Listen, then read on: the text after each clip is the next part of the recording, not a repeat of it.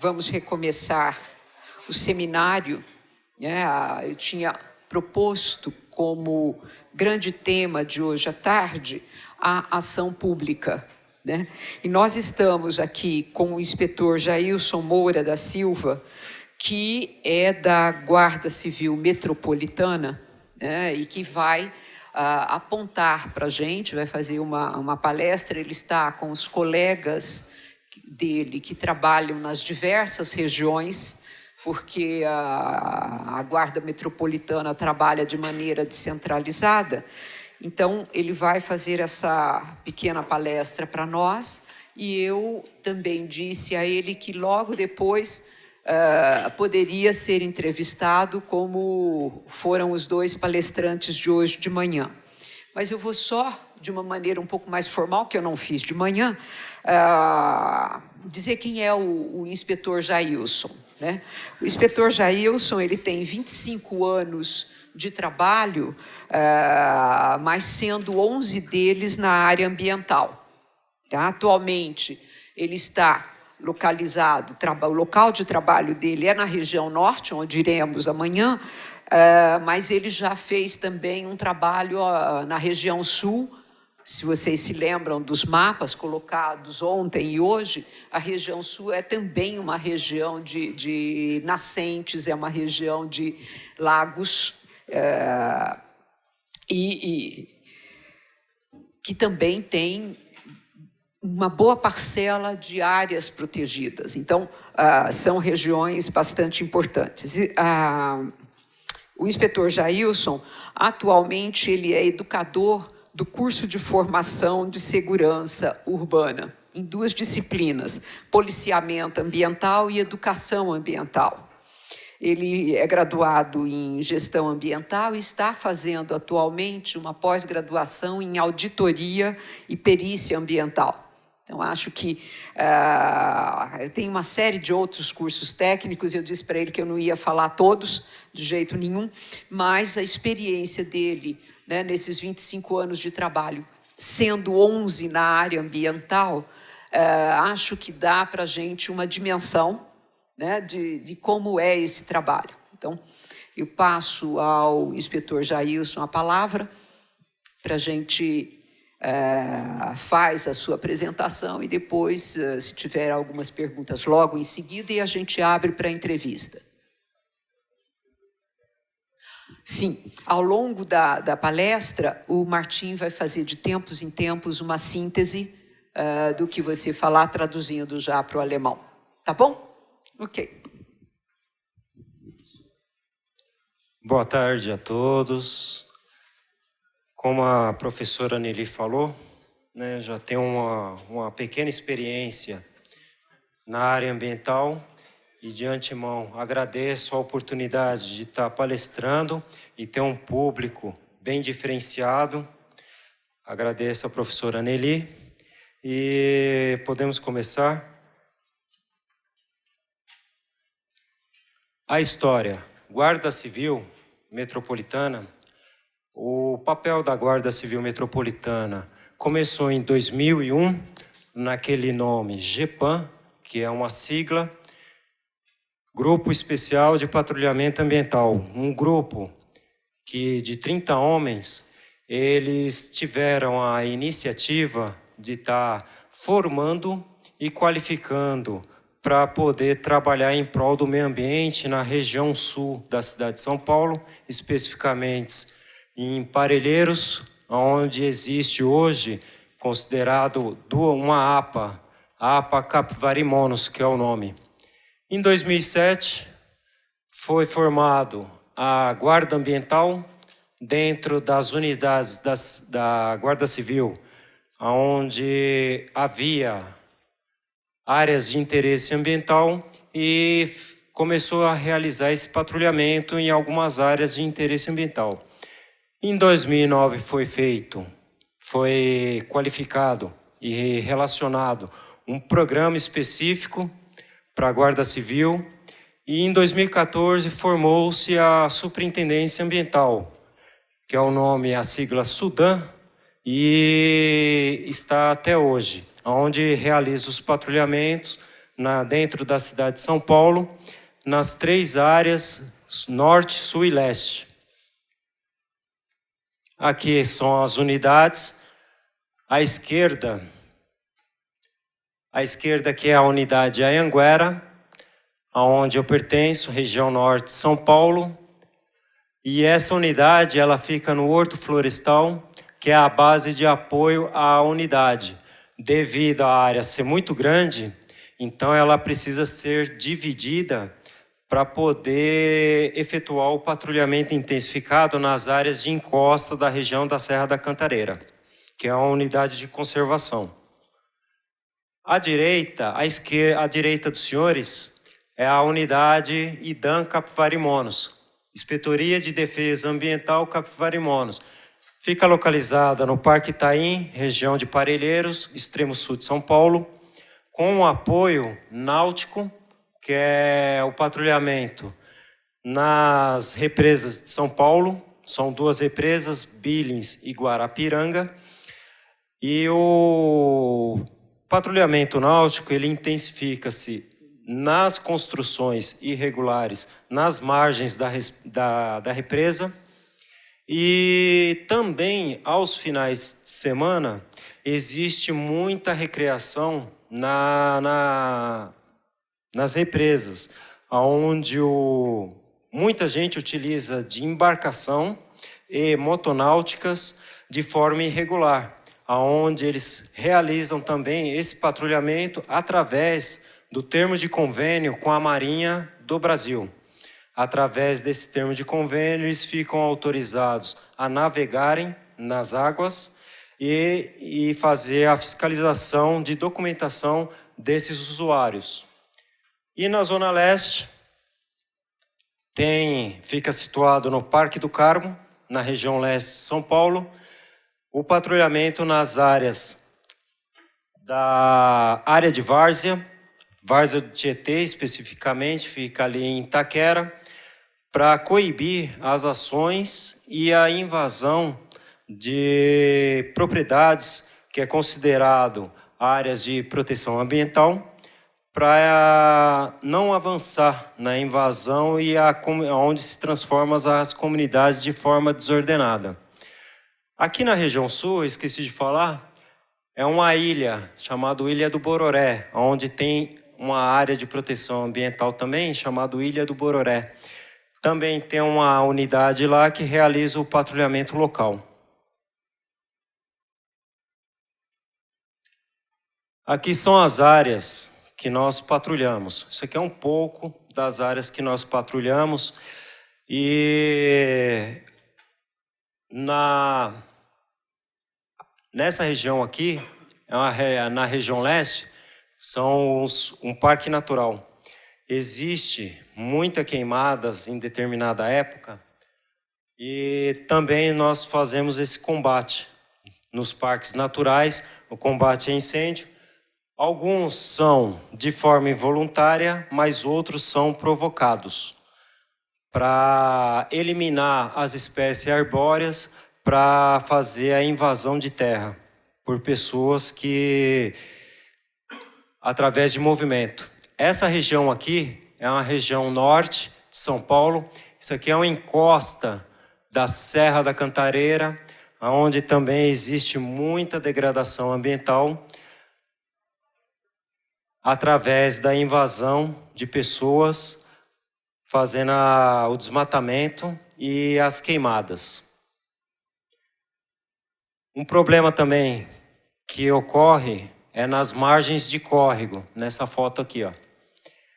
As pessoas, por falta de saneamento básico e saneamento ambiental, eles acabam invadindo nas bordas e ocasiona toda essa situação aí para poder ter um pedaço de moradia. Mas a Prefeitura de São Paulo, ela atua no combate dessas pessoas através de cadastros para inclusão de conjuntos habitacionais e realizar a remoção dessas pessoas porque são áreas de risco. No período de chuvas aqui em São Paulo, que geralmente é em janeiro, de janeiro a fevereiro, pode ocorrer um fenômeno chamado solapamento de margem. E esse solapamento de margem, com o volume das águas pluviais, sobe o nível do córrego, aonde essas moradias de madeira, elas podem vir abaixo. Então, a prefeitura ela se preocupa muito com essa situação, aonde faz o cadastro e tenta incluir todos de uma maneira parcelada para poder estar tirando essas pessoas desses locais. E o bem maior que nós temos é a vida. Então, eles fazem isso no intuito da preservação da vida. Esse local aqui também é uma ponta da Serra da Cantareira, que as pessoas também aproveitam de áreas com muito verde e começa a fazer o loteamento de forma irregular. Ele faz o loteamento de forma irregular, vende para pessoas que têm pouco conhecimento e acaba fazendo essa degradação. E um dos itens que é prioridade nossa é combater essas ações, porque eles fazem em áreas e não respeitam se a área é de proteção ambiental ou de proteção social, né? Conforme qualificação que a prefeitura faz dos zoneamentos das áreas daqui de São Paulo. Então, tem algumas áreas que não podem, de maneira alguma, fazer essa degradação aqui, ó. Já o patrulhamento náutico fica localizado na Zona Sul. Como eu havia falado, o patrulhamento náutico ele se dá na fiscalização de embarcações, seja de barco ou motonáuticas, se a pessoa está realmente habilitada através de uma habilitação expedida pela Marinha do Brasil para poder conduzir essas embarcações. E a pessoa não tendo a habilitação devida, como a Marinha do Brasil expede, a embarcação ela é apreendida e a Marinha do Brasil fica ciente desse cidadão onde ele possui uma embarcação, mas não tem a devida permissão. E a Guarda Civil ela atua nesse sentido também. Aos domingos é feito um patrulhamento intensificado para coibir as ações. Olha a quantidade de gente que fica nas margens da represa. Essa é a represa Guarapiranga. E aqui também o patrulhamento para coibir a construção irregular nas margens da represa, porque não tem um saneamento básico e de acordo, e os dejetos, eles são direcionados para as represas. E essas represas, elas abastecem através de um tratamento da companhia, a Sabesp, aqui em São Paulo, que faz todo um tratamento da água para poder abastecer a cidade de São Paulo. Aqui são ações que... Só um minuto. Sim? Also nur ganz schnell, Sie haben ja die wesentlichsten Dinge sicher mitbekommen.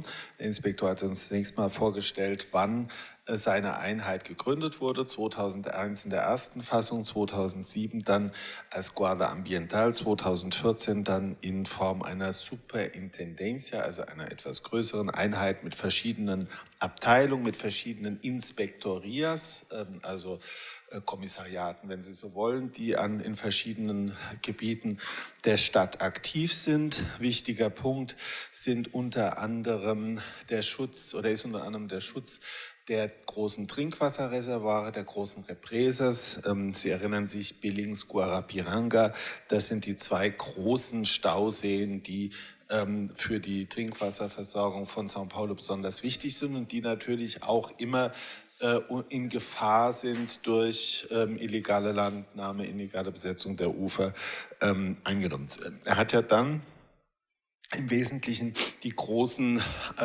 Bereiche genannt, um die es geht. Also einmal die Frage der Brände, die zum Teil natürlich unfreiwillig passieren können, aber genauso gut auch Brandstiftungen sein können. Also da geht es darum, dass sie sich darum kümmern und das entsprechend bekämpfen. Ein wichtiger Punkt ist insgesamt das Gebiet, in das wir morgen fahren werden, also die Region Norden mit der Serra da Cantareira und besonders der Fußbereich, Hangfußbereich der Serra da Cantareira ist eben da auch ein besonders risikoreicher Raum.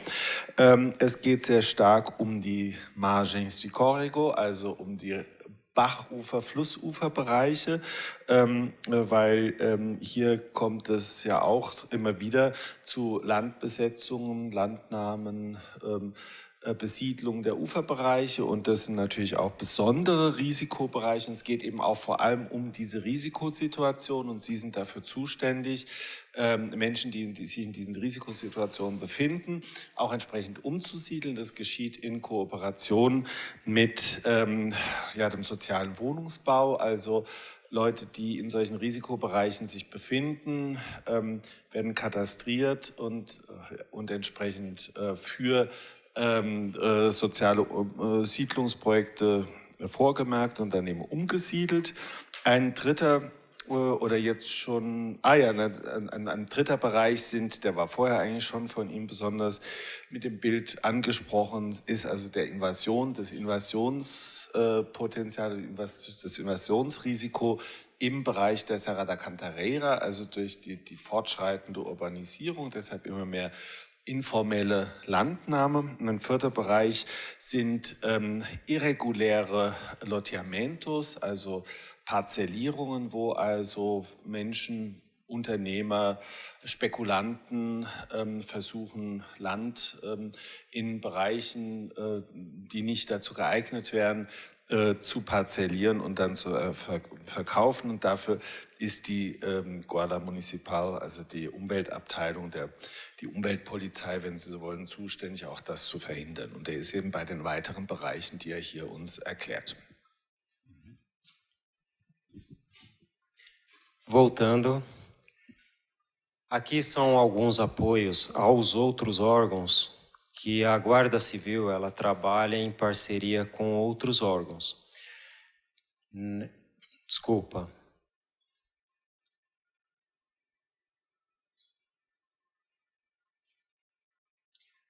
Aqui, apoio à Defesa Civil, numa notificação.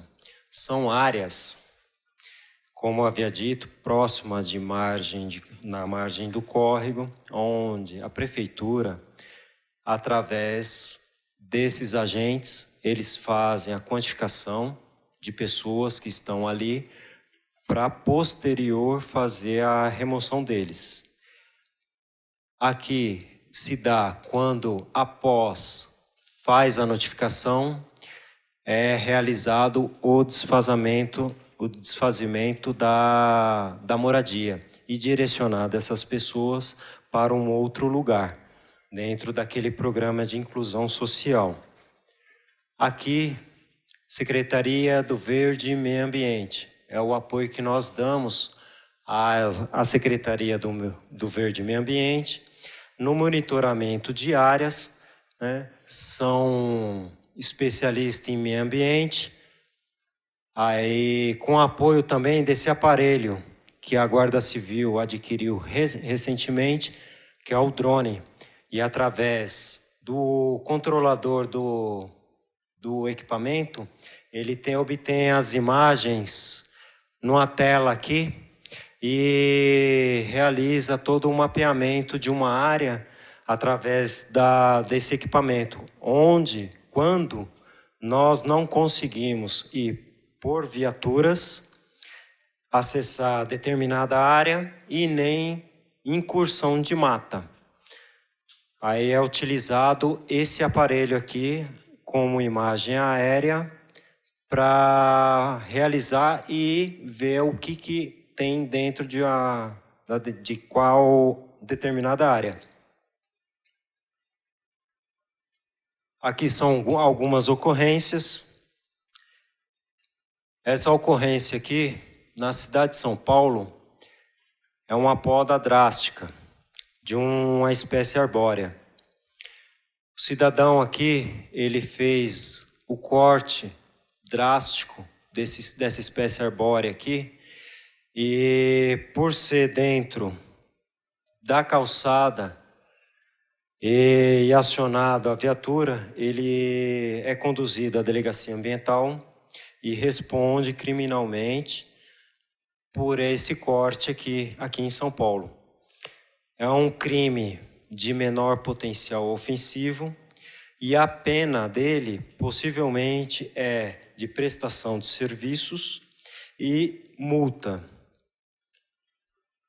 Aqui é uma movimentação de terra, onde o cidadão ele contrata maquinários para remover a terra e fazer a construção de forma irregular e sem a devida autorização do órgão competente. E ele faz primeiro a construção para depois dar a entrada na documentação e regularizar. Mas no momento, por ser uma área de proteção ambiental, ele também é levado à delegacia. Os maquinários, a prefeitura, ela apreende, ele só revê o material dele através de pagamento de multas e é feito um inquérito policial e o Ministério Público de São Paulo acompanha todas essas ações que começa conosco através do encaminhamento à delegacia e a delegacia, por sua vez, tem que dar ciência ao Ministério Público de São Paulo na questão do meio ambiente para monitorar as ações e as providências que foram tomadas. Aqui é um aterramento de curso d'água. O cidadão, ele queria montar um galpão numa área verde, e ele contratou maquinários para estar fazendo a terraplanagem e não observou que nesse local tinha um curso d'água. E foi fazendo a terraplanagem de forma desordenada. E aqui em São Paulo, no Brasil, tem uma lei federal, que é o Código Florestal, que protege essas margens nascentes, topo de morro, onde nós atuamos para evitar que aconteça isso daqui. E desse lado aqui é um bota fora. São aterros que recebem resíduos de construção civil, diversos resíduos também, até suspeita de resíduos que contaminam. E também é feito todo um procedimento de delegacia ambiental e, posteriormente, acompanhamento do Ministério Público dessas ações predatórias. Aqui já é um patrulhamento de mata, onde o motivo da nossa farda ser verde camuflado, para acessar essas áreas de difícil acesso, para coibir as ações predatórias de caçadores de animais silvestres. E aqui é um exemplo.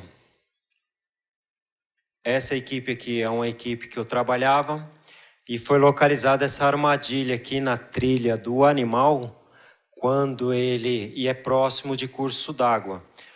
Na saída dele da toca, ele sempre realiza o mesmo caminho e o caçador colocou essa armadilha para poder capturá-lo. Ou aproveitar da carne, vendendo para comércios, para fazer iguarias, ou até mesmo vender, aonde ocorre o tráfico de animais. Isso aqui é uma armadilha. A foto está próxima, porque eu dei um zoom na câmera fotográfica, mas ela fica numa altura de 2 a 3 metros. O caçador, ele fica em cima no período noturno. O chão, ele coloca alimentos que atraem o animal e fica lá em cima com a espingarda só aguardando a vinda do animal fazer a sua alimentação. E é chamada como giral, o nome popular aqui no Brasil, chamado de giral. E o caçador ele fica ali. Após ele ter a visão do animal, ele vai e abate o animal com um tiro. E é o mesmo procedimento para vender para comércios ou fazer, dependendo do animal, se for uma onça, ele pode retirar a pele e fazer outro comércio de pele. E aqui em cima é uma pegada de um caçador, que nós, nessa data aqui, que encontramos essa armadilha, encontramos no caminho essa pegada para poder estar aí rastreando ele, de uma forma que ele não nos agrida. Aqui já é um trabalho que a Guarda Civil realiza na cidade de São Paulo. É o resgate de animais silvestres, através de parceria com a Secretaria do Verde e Meio Ambiente, especificamente o Departamento de Fauna, que chama DEPAV 3. Eles realizam na cidade de São Paulo, através do número de emergência nosso, realiza o resgate de animais silvestres vitimados na área urbana, quando ele sai da área do habitat natural para a área urbana. E é feito o resgate, e se nesse caso aqui, atualmente, com a febre amarela, os macacos que são resgatados vivos, tem-se essa atenção para não transferir o mosquito de um lugar para o outro. E ele é embalado numa rede mosquiteiro para poder ser transportado com segurança e não avançar no mosquito e proliferar outras áreas. Aqui é o resgate de um gambá e aqui de uma arara, a arara canindé. São animais poucos vistos, né? Não são tratados e criados como se fosse um cão ou gato. Então, necessita também de autorização do IBAMA para poder ter esse animal. Após o resgate, é encaminhado a esse local aqui, Centro de Manejo e Conservação de Animais Silvestres, Hospital Veterinário da Prefeitura de São Paulo, pelo DEPAV 3. São tratados e após é feita a soltura, que é a reabilitação do animal ao seu habitat natural. Aqui já é estatística, é o resultado de atividades no ano de 2017, das 3 unidades que trabalham dentro da cidade de São Paulo.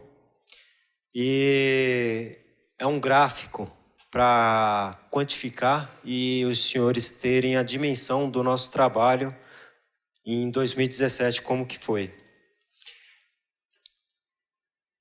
Nessa área verde aqui, ó, ocorrências de animais silvestres na cidade de São Paulo, 2.183. Animais foram resgatados no ano de 2017. As ações em ocupações irregulares ocupa aqui, ó, o 3º lugar, 749. São aquelas pessoas que fazem a invasão em áreas de proteção ambiental. E aqui, em 2º lugar, fica em 913 a ocorrência em perímetros ambientais. São os locais destinados e cadastrados para a gente poder estar realizando o patrulhamento intensificado nessas áreas, onde no ano de 2017 deu esse saldo aqui, ó. E os demais, conforme legenda aqui, os desfazimentos foram poucos, os descartes irregulares, como os botaforas, também. Então, tem todo um saldo do ano de 2017 como resultado aí do nosso trabalho. Aqui já é um trabalho social que nós desenvolvemos com crianças e parcerias, né, com instituições não governamentais para as crianças. Realizamos, aqui já vem as ações socioeducativas, onde tem o nome Educan na capa do PowerPoint. São ações educativas e beneficentes. Montamos equipamentos com cordas, freioitos, mosquetões, atividades, tirolesa para as crianças, num período para as crianças fazer uma recreação com o intuito de aproximação da criança com a polícia, para quebrar aquela barreira que existe entre polícia e bandido. E existe muita... Aqui no Brasil existe essa questão aí da distância do polícia com o cidadão. Então isso aqui é mais uma integração para aproximar, né? Aqui, nesse mesmo evento, são as nossas embarcações nos rios, para as crianças estarem fazendo um passeio de barco. Aqui, na Serra da Cantareira, foi realizado, junto com a Secretaria do Verde e Meio Ambiente, comunidade local, uma incursão em mata, no intuito de limpar a sujeira que algumas pessoas adentram dentro da mata, para poder usufruir das nascentes nos finais de semana. E foi tirado aproximadamente 10 sacos de lixo, só de sujeira, de copinho, embalagem plásticas, e algumas roupas que as pessoas esquecem no meio do caminho. Aqui é uma ação beneficente, onde esse inspetor Bento, sempre desde 2001 batalhando em prol da instituição, realiza algumas ações beneficentes para instituições através de cestas básicas para pessoas carentes. Realiza esse trabalho social para poder mitigar a ação predatória de pessoas e ter a informação da nossa existência como trabalho social. Aqui são ações, são palestras, como estamos fazendo hoje, para empresas e instituições, apoios aos biólogos e veterinários em regiões de mata, apoio noturno, na identificação e quantificação de animais que têm o hábito noturno. Palestras em escolas para as crianças, treinamento para funcionários que trabalham em locais de mata, afastado de posto médico ou hospital. E aqui uma trilha ecológica com crianças, no intuito da criança estar conhecendo e como funciona o meio ambiente. E a educação ela já começa de pequeno, né? Porque essas crianças aqui, através dessas pequenas palestras e incursão em mata, através dessa ação aqui do policial, que é o Freire, que ele está ali atrás, ele programou e a educação começa desde pequeno, né? E aqui é o nosso telefone. O lema da Guarda Civil Metropolitana é aliada, protetora e amiga. Com esse telefone de emergência aqui, que é de 3 dígitos, né? Na Alemanha ou na Áustria, eu não sei como funciona, como nos Estados Unidos, 911. Aqui é 153, onde a pessoa solicita, passa o local e a viatura vai no local atender para poder fazer o bem para a população.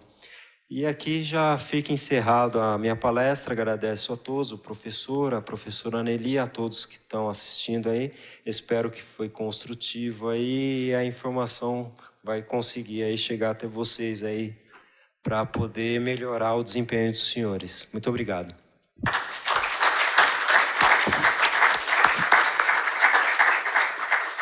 Vielleicht noch eine ganz kurze Zusammenfassung des letzten Teils. Also er hatte ja dann noch dargestellt, welche Kooperationen die Guardia Civil Municipal hat. Das ist einmal mit dem Zivilschutz, also Defensa Civil, dann mit den Subpräfekturen oder regionalen Präfekturen, dann natürlich eine ganz enge Kooperation mit dem municipalen Umweltdezernat der Stadt São Paulo, also der Secretaria do Verde e do Meio Ambiente, sollte man sich nochmal merken, also dieses Grün- und Umweltdezernat der Stadt São Paulo. Sie haben gesehen, dass sie auch inzwischen relativ also technologieorientiert sind und also eine Drohne einsetzen, um auch Regionen oder Gebiete erreichen zu können, die sie eben ansonsten mit ihren Fahrzeugen nicht erreichen könnten. Er hat dann eine Reihe von Beispielen gebracht, was so zu den Dingen gehört, die sie alltäglich zu tun haben. Später kam ja dann noch dieses Kreissektorendiagramm mit der Frage, was ist am meisten der Fall. Also zum Beispiel dieses zu starke Zurückschneiden von Bäumen. Sowas kann also, wie er dargestellt hat, zu Geldstrafen und Sozialarbeit führen, der illegale Abbau von Baumaterial, der Schutz von Bachläufen. Das ist insofern sehr wichtig, oder vielleicht kann man da sagen, es gibt also in Brasilien eine nationale Umweltgesetzgebung, den Código Florestal, und in dem Código Florestal werden also bestimmte Regionen ausgewiesen als APPs, also das sind die Áreas de Proteção Permanente, das sind also die unter dauerhaftem Schutz stehenden Gebiete, Reservas Legais und so weiter, und das gehört natürlich auch zu ihrer Aufgabe, das entsprechend im Großraum oder im Munizip São Paulo zu überwachen und einzuhalten. Es ging dann um die Frage, kann man sich ja vorstellen, bei der intensiven Bautätigkeit, die hier herrscht, dass es auch relativ häufig zu illegaler Deponie von Bauschutt kommt und das natürlich dann oft auch verbunden ist mit der illegalen Deponie von anderen Materialien, also auch das ein Thema. Und dann gibt es natürlich den ganzen Bereich, der mit den eigentlichen Waldgebieten zu tun hat, also in den Schutzgebieten, also beispielsweise in dem Parque da Cantareira oder wo auch immer. Ein großes Thema ist da die Wilderei, wie Sie gesehen haben. Und da geht es eben darum, eben die Wilderei zu bekämpfen. Das kann ja sowohl darum gehen, dass man wildert, um Wildtiere zu verkaufen. Also es gibt ja einen schwunghaften Wildtierhandel in Brasilien schon immer. Es könnte auch sein, dass man es wildert, um Fleisch zu bekommen etc. Sie haben diesen Hochsitz gesehen, diesen illegalen. Es geht auch darum, Wildtiere zu retten und transferieren. Das war dann dieses Teil, wo er gezeigt hat, wie dann beispielsweise Affen, jetzt im Moment natürlich mit der Gelbfieber-Thematik besonders relevant, gefangen werden und man darauf achtet, dass sie eben nicht eben sozusagen als Träger des entsprechend der übertragenen Mücke dann eben Gelbfieber auch weiter proliferieren können. Es ging um andere Wildtiere und dann ging es vor allem am Schluss noch um die Frage, dass eben Sie sehr stark auch mit Kindern und Jugendlichen arbeiten, mit NGOs kooperieren und dabei eben natürlich Bewusstseinsbildung zu betreiben. Gab es ja dieses Beispiel des Aufräumens und der Müllsammlung in einem Schutzgebiet. Sie haben auch eine ganze Reihe von Wohltätigkeitsveranstaltungen. Und ein wichtiger Punkt ist, und das war der letzte Punkt dann letztendlich, was ja auch heute hier bei uns passiert, die Frage, Öffentlichkeitsarbeit zu betreiben, Kommunikation, Vorträge zu halten bei den unterschiedlichsten Institutionen, in Schulen, bei Firmen und so weiter und auch Schulungen zu betreiben, also für die Bereiche, wie er zum Beispiel gezeigt hat, also was mache ich, wenn man in irgendwelchen Gebieten tätig ist, wo es halt kein Krankenhaus, keine Rettung direkt dabei gibt und solche Dinge. Also eine ganze Reihe, also eine vielfältige Bandbreite, die letztendlich die Arbeit der Guarda Civil Municipal in diesem Umweltbereich, das ist natürlich nur ein kleiner Teil, abdeckt. Bom, eu também, em nome dos estudantes, do colega Tobias, gostaria de agradecer, porque para nós é naturalmente muito interessante de conhecer assim o papel que a Guarda Municipal nesse contexto tem. E eu acho que é uma situação muito interessante, porque às vezes também nos nossos contextos, naturalmente, não é a mesma situação. Claro que nós não temos também um desafio tão grande que vocês, tendo em vista que o nosso país inteiro, quer dizer, a Áustria inteira só corresponde a uma parte da população do município, não da região metropolitana, do município de São Paulo. Tá? Nós temos 8 milhões de austríacos, vocês têm agora provavelmente 12 milhões de pessoas morando só no município de São Paulo. Quer dizer que naturalmente são, vamos dizer, dimensões bem diferentes que não dá para comparar, e certamente também as dinâmicas que vocês têm que trabalhar aqui, dinâmicas socioambientais, dinâmicas da expansão urbana, etc., são totalmente outras. Mas mesmo assim, nós também temos, logicamente, os nossos desafios. No nosso caso, é principalmente a questão como lidar com riscos naturais, porque nós, especificamente de Innsbruck, vemos de uma região muito montanhosa. Então, no nosso caso, é, por exemplo, o resgate de avalanches, que é um grande problema, seríssimo, naturalmente, em que morrem cada ano muita gente, que não é só um risco para, vamos dizer, os moradores da região, mas é principalmente também um risco para turistas que muitas vezes não têm um comportamento adequado, que não conhecem bem como se comportar com esse risco ambiental. Nós temos, vamos dizer, o equivalente das avalanches durante o verão, com grandes deslizamentos. Nós temos uma série de problemas desse tipo, inundações naturalmente também. Quer dizer, existem alguns pontos que provavelmente nós todos temos em comum, mas naturalmente também tem uma diferença no que diz respeito, vamos dizer, às formas de regulamento, às formas de legislação e, claro, também a responsabilidade de quem tem que fazer o quê?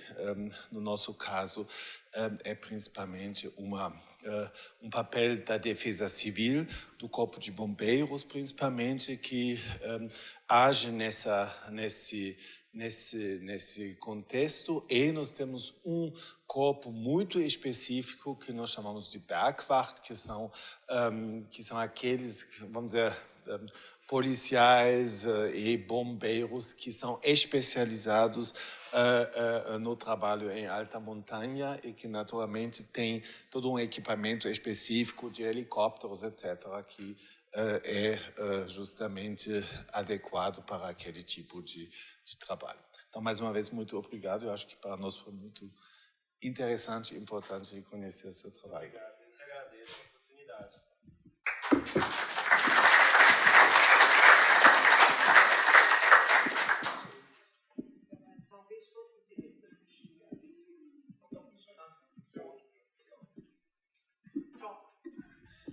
Talvez fosse interessante a gente abrir uns 10, 15 minutos de questões, se tiverem.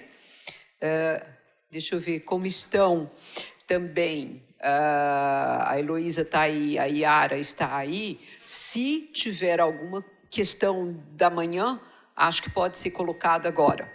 Né? Pode ser? Então comece, Martim. Somente para continuar essa questão, eu tenho uma questão para o inspetor. Agora, o senhor mencionou o papel da Guarda Civil Municipal. Como é a sua cooperação com a Polícia Militar? Porque imagino que também a Polícia Militar tem um departamento ambiental. Como é a sua cooperação, no caso, com o IBAMA, com as instituições, vamos dizer, civis de gestão de unidades, de fiscalização e também as instituições de gestão de áreas de conservação, por exemplo, como isso é feito? É feito através da informação de acordo com cada especialidade, no caso, como o senhor citou, de uma unidade de conservação, que é o caso da Serra da Cantareira. Então, toda ação que é constatada pelas equipes é relatado através de documento oficial e encaminhado por órgão competente, através de fotos, muitas fotos, a gente trabalha com muitas fotos também para dimensionar a pessoa que está recebendo e saber o que está acontecendo em determinada situação. Então, o nosso trabalho ele consiste em informação aos outros órgãos e automaticamente chama a parceria para trabalhar numa posterior, porque no caso da Secretaria do Verde e Meio Ambiente, é uma secretaria da Prefeitura de São Paulo, que nós trabalhamos muitos próximos. Então, a primeira constatação geralmente é feita por nós. Relatamos o problema com fotos e encaminhamos ao setor. Aonde chega no setor que faz a fiscalização naquela determinada área e eles pedem apoio nosso para acompanhamento. O acompanhamento, que são áreas de difícil acesso, e essas áreas geralmente são acessadas por nós com veículos especiais. São caminhonetes, modelo caminhonetes, e com tração 4x4. Para cada terreno, tem muito local íngreme ou muito declive, são barrancos que carros comuns não acessam. Então, a gente tem essa disponibilidade e também, para acessar alguma área, até mesmo as equipes são treinadas para fazer esse acesso através de cordas. São equipamentos que é usado em alpinismo ou rapel. Nós temos também o treinamento para acessar algumas áreas e o especialista, no caso, o agente que necessita da tal informação, nós o equipamos com o equipamento devidamente e com segurança e monitorado por nós para chegar até o local. Isso acontece muito também nas áreas da região sul, de Parelheiros, que é uma área de muito verde e de muita nascente, onde para acessar em determinada área necessita até de uma equipe para fazer essa incursão em mata, e se o local for muito longe, chega até 10, 15 quilômetros de mata, é necessário que faça até o acampamento no local. Tem isso também. No caso da prefeitura, das prefeituras regionais das áreas, é contactado o nosso apoio, nós vamos até o local com eles e dependendo já junta todas as informações para poder melhorar e encaminhar para o órgão superior a eles.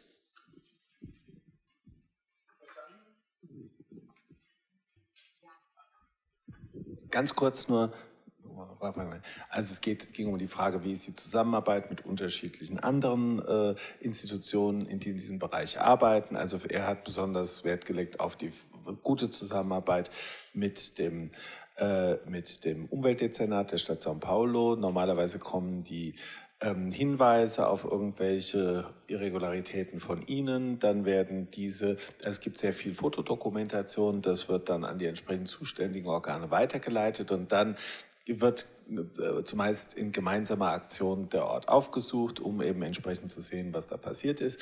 Und dazu, das hat er noch besonders ausgeführt, gibt es halt dann auch entsprechend Spezialausrüstung, Spezialequipen, die also bis hin zum sich abseilen, was weiß ich, und natürlich Allradantriebfahrzeugen und so weiter alles haben, um eben jeden Ort entsprechend erreichen zu können und die entsprechenden Maßnahmen treffen zu können.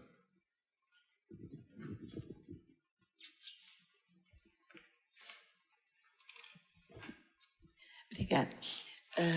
Na verdade, eu acho que a pergunta que o Martin fez, uma parte que ele fez, que eu queria colocar aí a Polícia Ambiental Estadual, né? Eu queria saber como é a relação entre vocês e a Polícia Ambiental do Estado, e você também falou de uma sede no Horto Florestal, que é a sede da Polícia Ambiental também. Eu não sei se você está falando do Horto Florestal lá da Cantareira. Então, eu queria saber essa relação, entendeu?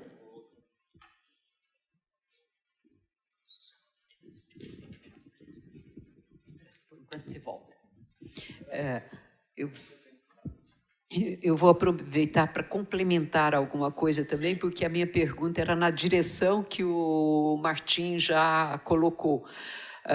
Em relação à superposição de funções, de atribuições de algumas das instituições. Né? Então, há um conjunto de instituições, no caso brasileiro a gente sabe que elas nascem com uma determinada importância, em função de descontinuidades políticas, muitas vezes digamos, esse poder político que essas instituições nasceram, elas perdem, né? Perdem essa força política de atuação.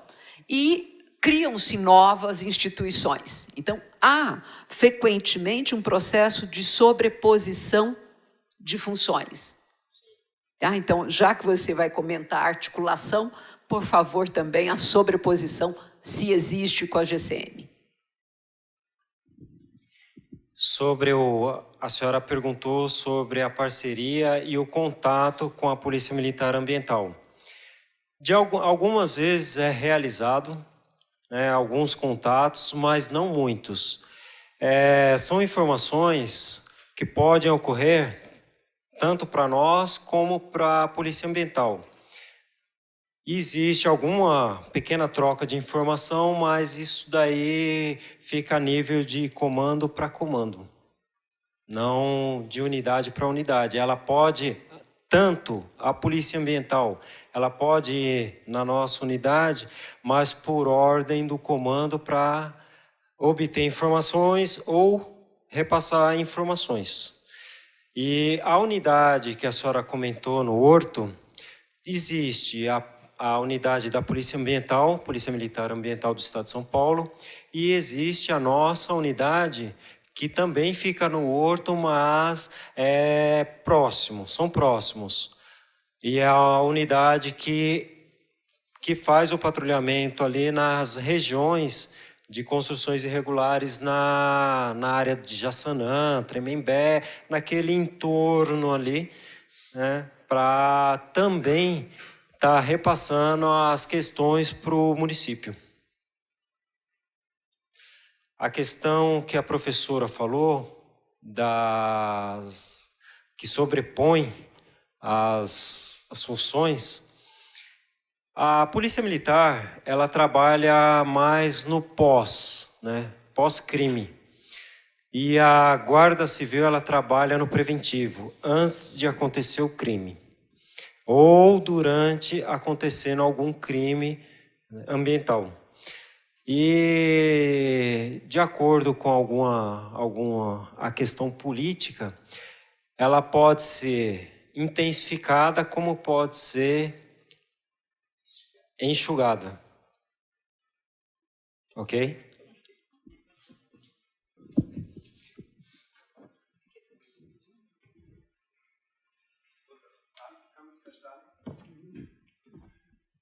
Also es ging jetzt im Wesentlichen ja um diese Frage der Kooperation oder Nicht-Kooperation der verschiedenen Umweltpolizeien. Weil Sie dürfen nicht vergessen, wir haben ja hier ganz unterschiedliche Niveaus. Also jetzt hier haben wir den Vertreter der kommunalen Polizei, wenn Sie das so nennen wollen. Also es ist ja die Guardia Civil Municipal.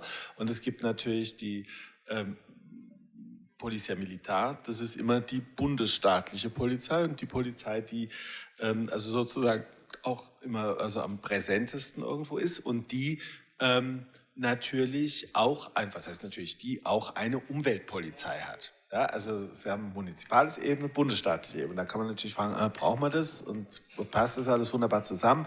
Und also er sagte ganz deutlich, also da gibt es relativ wenig Kommunikation und wenn es Kommunikation gibt, dann eher auf der Ebene, auf der Kommandoebene, weniger auf der Ebene der einzelnen Einheiten.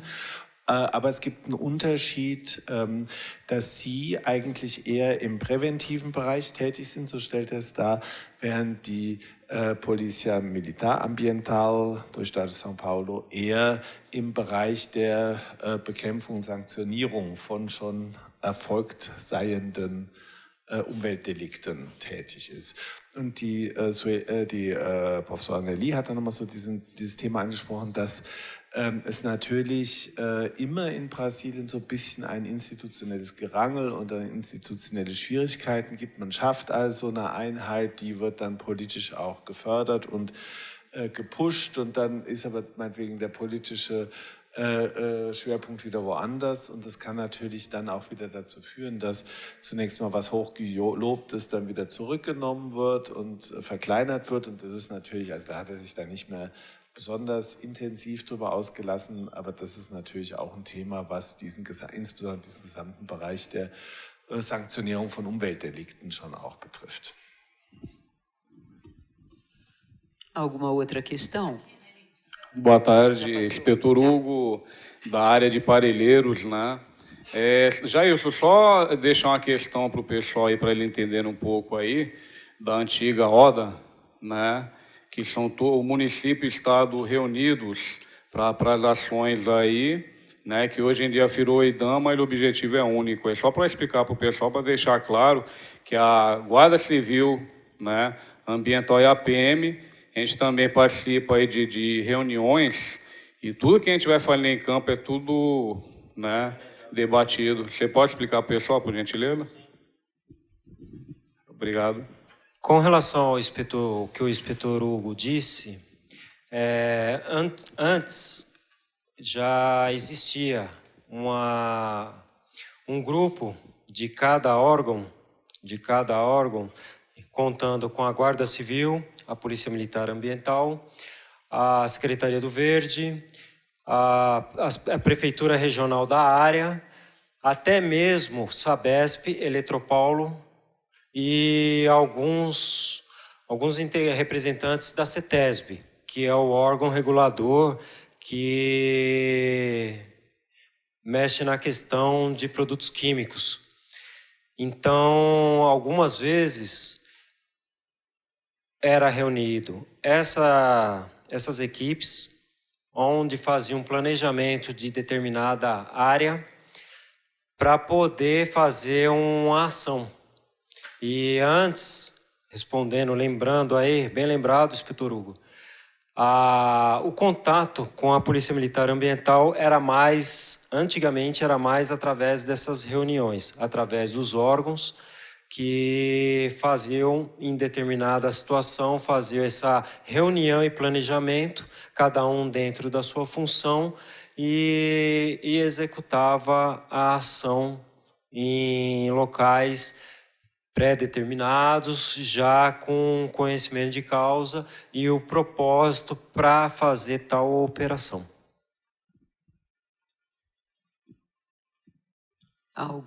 Alguém mais?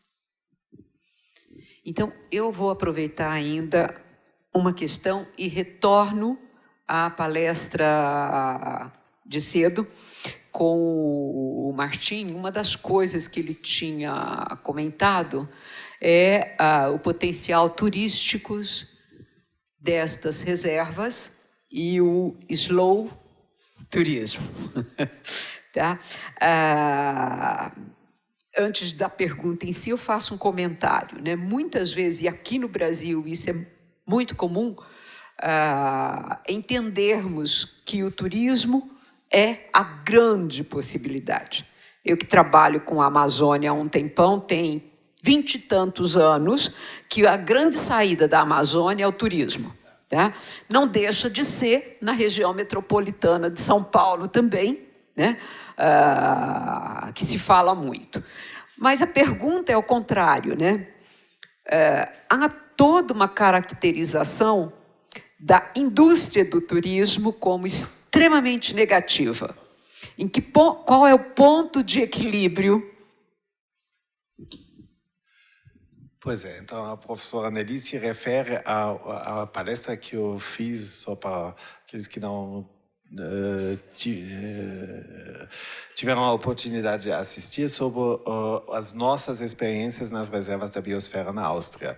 E, bom, Nelly, você sabe muito bem que nós vivemos numa região que vive do turismo.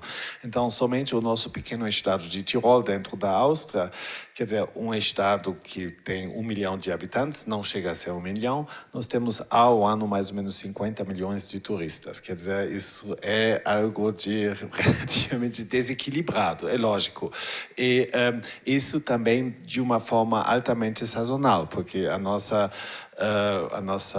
alta temporada é o inverno, agora com a neve, com as práticas de esqui, etc., etc. Quer dizer, nós temos um desequilíbrio bastante grande e isso naturalmente causa uma série de riscos, uma série de impactos e principalmente causa uma série de práticas que você poderia considerar pelo menos, eu diria, duvidosas. Eu não vou entrar em detalhe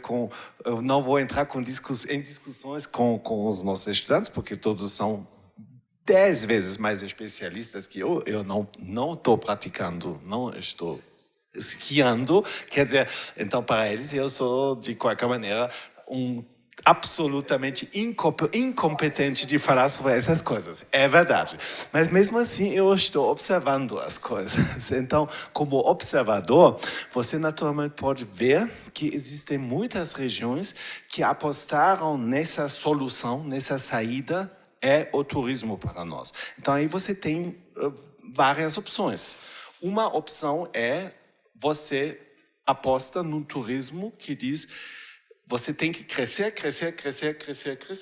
Aí você vai instalar os seus primeiros teleféricos, depois você tem que instalar cada vez mais teleféricos, você tem que vincular várias áreas para oferecer aos seus visitantes cada vez mais uma situação interessante.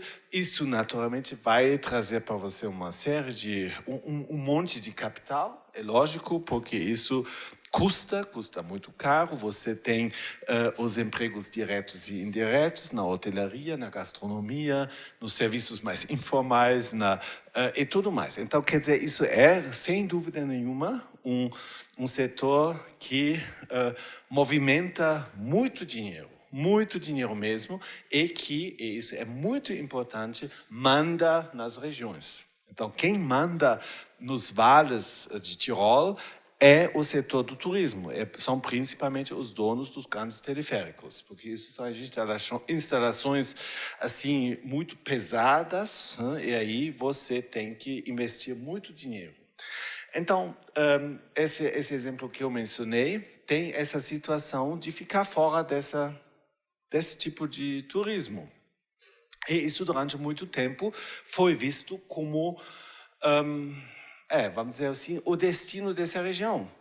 Você não vai, quer dizer, esse vale não vai ter chance de aproveitar disso. Então, tinha uma conotação negativa. Só que, nos últimos, eu diria, 20 anos, você pode observar cada vez mais uma clientela que cresce, que está crescendo, que não quer e que não apoia mais essa forma de turismo em massa.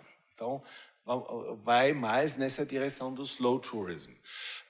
Então, esse slow tourism significa que a sua atividade é diferente, que você vai procurar outras formas de turismo, que você não vai mais, ou que você não aprecia os grandes centros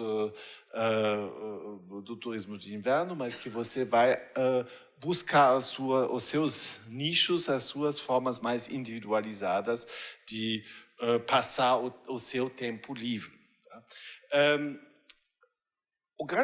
Acho que a grande pergunta é como você, que decisão de início você toma como região. Então, se você entra nessa onda, nesse mecanismo da indústria do turismo, você vai ter dificuldades de sair disso. Bom, para dar um exemplo para você, nós tem uma região, não muito longe de Innsbruck, que chama Obergurgl, que é uma estação de turismo de inverno. Ali você vai achar muitos hotéis muito grandes e você vai achar uma sazonalidade extrema. Durante o inverno, tudo ocupado durante, digamos, 4 meses. Tá? No verão, nada ocupado. Vazio. Tudo vazio. Agora, você pergunta aos donos de hotel, mas por quê? Isso não faz sentido, porque você não vai numa direção de equilibrar mais essas estações, essa estação alta com o verão, que não tem atividade. Eles dizem, mas para quê? Eu ganho tanto com os meus 4 meses de trabalho, 24 horas por 24 horas, ou esses 5 meses, 24 horas por 24 horas, que não adianta eu investir no equilíbrio das estações. Então, eu vou fechar o meu hotel, não sei, em abril, digamos assim, vou reabrir em novembro, dezembro, e pronto, eu ganhei bastante para fazer uma reforma total do meu hotel e ficar 3 meses, não sei, no Caribe, não sei aonde. Então, qual é o meu motivo? Qual é o incentivo para mim de, vamos dizer, frear essa loucura do inverno e acelerar um pouco o verão, que seria muito mais adequado, que seria muito mais, vamos dizer, equilibrado, que seria provavelmente uma solução, vamos dizer, menos impactante, mas o resultado econômico de tudo isso não é necessariamente melhor. Isso, naturalmente, sempre é uma questão como a oferta e a demanda se colocam, porque tem também, naturalmente, o lado da demanda. Vamos dizer, milhares de alemães que moram ao lado, vêm cada ano para essa região, eles querem, naturalmente, que uma certa oferta seja colocada no mercado. E se essa oferta não existe, então essa região não é interessante. Então, isso é um problema muito sério. Esse problema acaba sendo cada vez mais sério em função de mudanças que nós percorremos, que é principalmente a mudança climática. Quer dizer, com a mudança climática global, a nossa segurança, vamos dizer, de neve está caindo cada vez mais. E isso faz com que muitas áreas de estações de esqui, que são em áreas mais baixas, por exemplo, na Alemanha, em algumas partes de Tirol,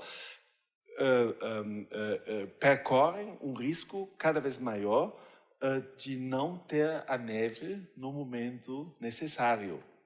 Então, todo esse risco também pode, naturalmente, isso pelo menos é aquilo que muita gente que estuda esse caso mais a fundo, que eles estão imaginando que isso pode também causar vamos dizer, uma reflexão das estratégias atuais. Quer dizer, se isso realmente se mostra como uma tendência para os próximos anos, então, naturalmente, você tem que redimensionar e repensar as suas estratégias. E aí vem, novamente, essa questão como você vai, talvez, tentar, ou como você tem que, quer dizer, aumentar as suas atividades durante o verão. Mas, é claro, eu concordo com você que muitas regiões, muitas vezes você tem a impressão que o turismo é o passe-partout. Então, cada região vê algum potencial turístico e já é isso que vai acontecer. Na nossa região, a situação é diferente porque cada região tem esse potencial. Esse potencial existe e esse potencial é extremamente explorado. E são esses pequenos nichos, como essa região que eu apresentei, que ficaram fora dessa indústria. Então, hoje em dia, talvez é para eles um nicho de desenvolver esse turismo um pouco alternativo, mas mesmo assim, naturalmente, tem muita gente ainda também nessa região que aposta muito mais no turismo de massa, que diz, não, isso para nós não é interessante, nós temos cada vez mais cooperar com aqueles vizinhos que estão trabalhando muito mais no turismo de inverno e nós vamos aproveitar disso porque os nossos hotéis, as nossas pensões podem, com um preço um pouco mais acessível, podem se beneficiar muito dessa situação. Então, isso causa uma certa, vamos dizer, não é um conflito, mas causa diferentes opiniões sobre essa questão na região mesmo. Bom, obrigada, então, Martim. Eu sei que é uma conversa que a gente vai continuar tendo por vários anos ainda, né? Então, eu queria agradecer a presença do inspetor Jailson e de toda a equipe que veio com ele, agradecer a quem estiver nos vendo no IPTV, a gente sempre esquece, mas hoje de manhã tivemos acompanhantes do seminário, então, e retornamos então às entrevistas com os alunos, com os dois grupos que estão aqui, tá bom? Amanhã, né, nossa saída é às 8 horas daqui do IEA. Tá? Temos o dia de atividades fora.